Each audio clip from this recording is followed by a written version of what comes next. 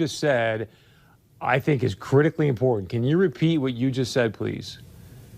Well, last Friday, I received a 7-page document that sort of told me that if I had an 86-year-old patient that had pneumonia but was never tested for COVID-19, but sometime after she came down with pneumonia, we learned that she had been exposed to her son who had no symptoms, but later on was identified with COVID-19, that it would be appropriate to diagnose on the death certificate COVID-19.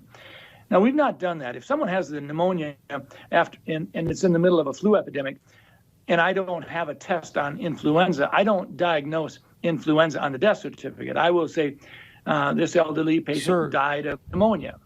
I don't mean to interrupt you, but my heart is sinking right now as you're telling me this. You're a doctor.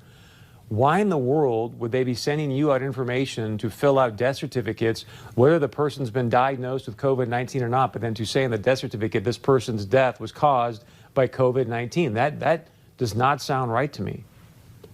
I went to the person in our office who does most of the death certificates over the last 10, 20 years, and I said, does this sound right? I had her look at the documents that I printed off, and she said, well, we've always been told that you always put down just facts. You don't put down any probabilities. You don't put any presumptions down. It's just what you know.